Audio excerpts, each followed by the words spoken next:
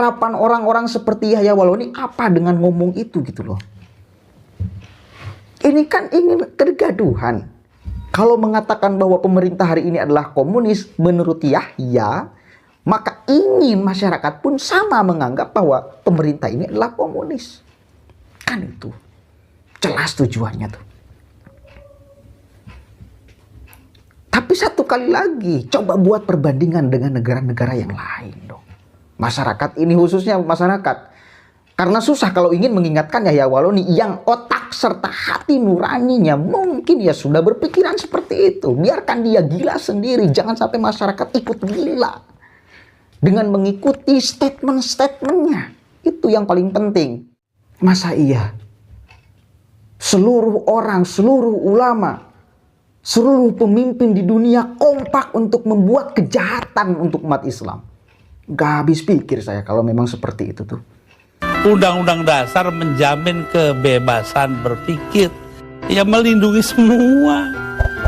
Ya, itu hasil daripada 7 abad lamanya kita berpancasila tanpa nama, yaitu yang dinamakan Bhinneka Tunggal Ika. Berbeda-beda tapi satu tujuan. Tulil Firdausi. Assalamualaikum warahmatullahi wabarakatuh. Hamdan syukran lillah amma ba'd. Sahabat-sahabat sekalian, urusan PPKM ini masih menjadi kegaduhan di masyarakat kita. Apalagi kemudian selalu dihubung-hubungkan, dikait-kaitkan dengan pelaksanaan Idul Adha dan sebagainya. Apalagi keluar pernyataan dari Dr. Louis kemarin yang menjadi masyarakat lebih gaduh. Kenapa lebih gaduh? Karena mungkin apa yang selalu dibuatkan sikap pernyataan dari orang-orang itu lebih berpihak kepada masyarakat. Kenapa berpihak kepada masyarakat? Karena masyarakat butuh makan, masyarakat butuh minum, masyarakat butuh bekerja, dan PPKM mengharuskan masyarakat diam di rumah. Maka mencari sedemikian rupa argumentasi untuk supaya masyarakat bisa keluar rumah. Salah satu yang bisa diambil referensinya itu dari Dr. Louis yang kemarin itu viral pernyataannya mengenai tidak percaya COVID. Oke. Namun pada akhirnya Dr. Louis pun diciduk oleh aparat keamanan. Sudah ditetapkan sebagai tersangka meskipun belum dipenjara. Artinya apa? Bahwa apa yang dia sampaikan itu bertentangan dengan kenyataan. Artinya hoax, dan ini masyarakat harus memahami ini. Sekarang muncul lagi kegaduhan dari salah satu penceramah yang cukup kondang, mu'alaf. Kenapa cukup kondang? Karena mu'alaf. Ya biasanya rata-rata yang jebolan dari mu'alaf, apalagi ngaku-ngaku pendeta, apalagi ngaku-ngaku apa, kemudian pindah ke Islam, rata-rata orang Islam itu suka. Kenapa? Karena orang Islam ingin mendengarkan cerita. Apa yang menyebabkan beliau-beliau ini masuk ke dalam Islam, itu yang diharapkan. Tetapi malah orang yang baru masuk Islam, salah satunya Ustadz Yahya Wahloni, ini kebablasan. Ya, yang diharapkan masyarakat hanya bercerita kenapa bisa pindah ke Islam, ini malah menjadi ngacak kemana-mana. Ya, ngacak kemana-mana.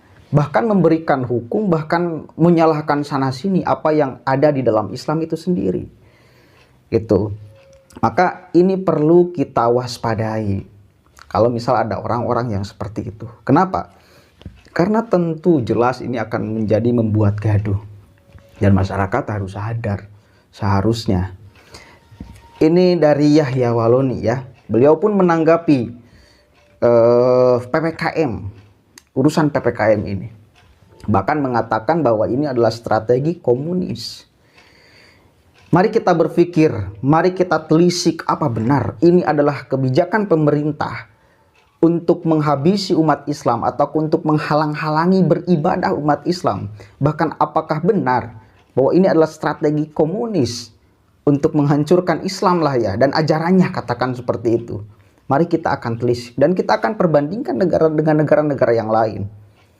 Ya. Ini saya baca dari terkini.id, Makassar ya. Sebut PPKM strategi komunis Yahya Waloni. Jangan taati perintah orang kafir. Terkini.id Jakarta ya. Penceramah Yahya Waloni turut menanggapi kebijakan pemerintah mengenai pemberlakuan pembatasan kegiatan masyarakat atau PPKM darurat Jawa Bali.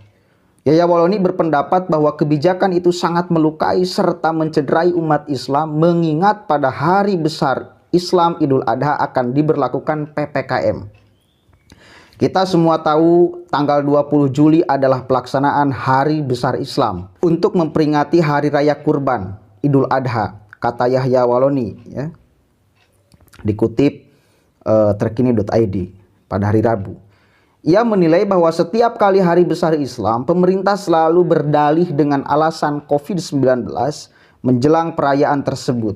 Ini mengapa tiap pelaksanaan besar Islam selalu dikopat-kopitkan. Lanjutnya, Yahya Waloni kemudian menilai bahwa kebijakan tersebut hanya semata-mata senjata politik saja. PPKM Jawa Bali ini cuma senjata politik. Kalau kita lihat dari sisi analisis politik, penduduk terbesar Indonesia itu di Pulau Jawa dan umat Islam juga besar di Jawa, terangnya. Nah, jangan sampai mereka bisa mengukur kekuatan Muslim di RI. Sebab kalau Pulau Jawa dan Bali sudah bisa dipetakan, maka insya Allah akan mudah bagi mereka menguasai Indonesia. Sambung penceramah berdarah Sulawesi itu. Yahya Waloni bahkan menilai bahwa kebijakan ini juga merupakan strategi komunis untuk mengukur persatuan dan kesatuan umat Islam. Karena yang paling ditakuti komunis adalah persatuan umat Islam, tegasnya. Apakah kalian berdiam diri lihat agama kalian diganggu? Kata Buya Hamka, barang siapa berdiam diri agamanya diganggu, gantilah pakaianmu dengan kain kafan. Lebih baik mati saja, tuturnya. Ia kemudian mengajak umat Islam agar merapatkan barisan dan bersatu untuk melawan pemecah belah umat Islam. Mari rapatkan barisan, kita bela agama ini. Dunia tak akan selamatkan kita, hanya iman dan amal soleh yang selamatkan kita. Ingat, jangan kamu taat pada perintah-perintah orang kafir, katanya. Nah, ini rame lagi ya. Sebetulnya gini loh ya. Kalau kita mau berpikir secara sehat dan menyeluruh serta komprehensif, apakah benar ini adalah hanya salah satu kebijakan strategis politik saja? Bukan benar-benar kepentingan kita sebagai warga Indonesia, apalagi sebagai umat Islam.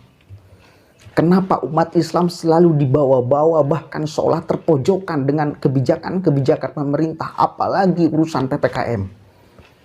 Ya, mari kita lihat mayoritas umat di Indonesia ini, mayoritas masyarakat Indonesia ini adalah umat Islam. Dan ketika mayoritasnya umat Islam, wajar dong. Ya, wajar dong. Jika ada kebijakan, apalagi kebijakan itu mengharuskan untuk tidak berkerumun, untuk tidak kumpul-kumpul, salah satu yang disasarnya adalah kegiatan umat Islam. Karena memang faktanya masyarakat Indonesia mayoritas umat Islam. Itu yang pertama kita harus memahaminya. Ya. Dan lagi pula saya kira bukan hanya kegiatan umat Islam saja dan umat selain daripada Islam yang ada di Indonesia. Bahkan bukan hanya di Indonesia. Kita lihat di Arab Saudi loh.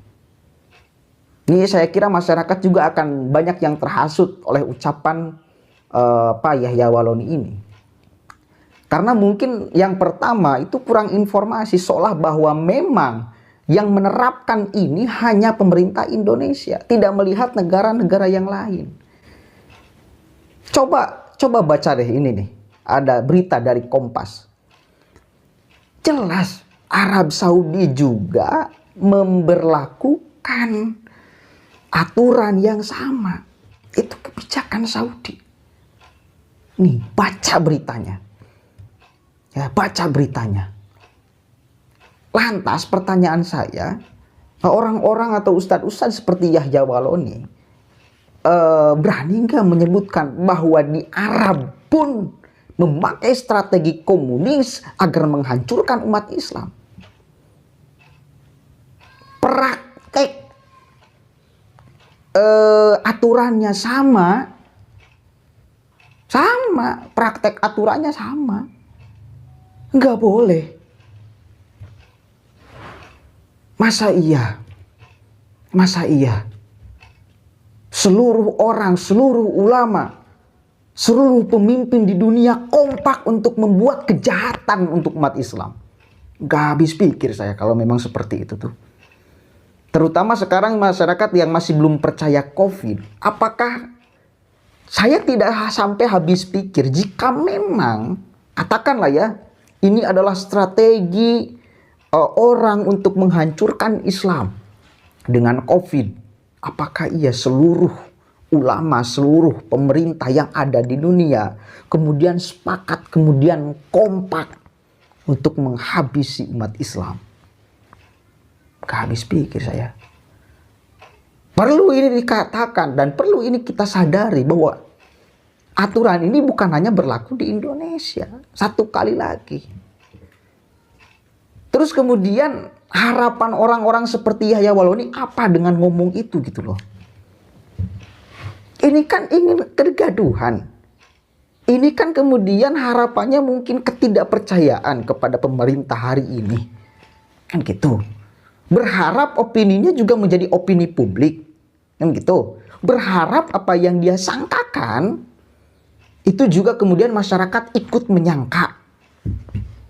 Kalau mengatakan bahwa pemerintah hari ini adalah komunis menurut Yahya, maka ingin masyarakat pun sama menganggap bahwa pemerintah ini adalah komunis. Kan itu. Jelas tujuannya tuh. Tapi satu kali lagi, coba buat perbandingan dengan negara-negara yang lain dong. Masyarakat ini khususnya masyarakat. Karena susah kalau ingin mengingatkan Yahya Waloni yang otak serta hati nuraninya mungkin ya sudah berpikiran seperti itu. Biarkan dia gila sendiri, jangan sampai masyarakat ikut gila dengan mengikuti statement-statementnya. Itu yang paling penting. Kalau misal dia gila sendiri, pikiran dan hati nuraninya juga tidak berfungsi, biarkan. Tapi masyarakat jangan sampai terbawa-bawa. Ini yang paling penting. Ini yang paling penting. Satu kali lagi ini perlu kemudian saya katakan coba buat perbandingan. Kalau berstatement itu coba buat perbandingan ya. Baca-baca di negara yang lain sama gak dengan aturannya di Indonesia yang diterapkan. Kalau tidak, mungkin boleh kita berasumsi, beropini bahwa pemerintah Indonesia menzolimi umat Islam, menyuruh atau melarang umat Islam sholat Idul Adha di dalam masjid, melarang umat Islam agar berkurban, ingin menghilangkan salah satu kewajiban umat Islam. Boleh kita mungkin beropini atau berasumsi seperti itu jika hanya aturan ini berlaku di Indonesia saja. Tapi kemudian kalau faktanya juga negara yang lain memberlakukan aturan yang sama seperti di Indonesia, apa yang akan kita lakukan? Apa yang harus kita perbuat? Masih ingin menuduh sana menuduh sini, membuat kegaduhan. Mohon dong, stoplah. Kita semua masyarakat Indonesia sedang terluka. Jangan buat statement-statement yang pada akhirnya boro-boro akan membuat perbaikan, malah justru akan membuat perpecahan. Apakah itu yang Anda harapkan? Kurang ajar berarti Anda. Allahul muwaffiq ila aqwamit thoriq, wallahu a'lam bishawab. Assalamualaikum warahmatullahi wabarakatuh.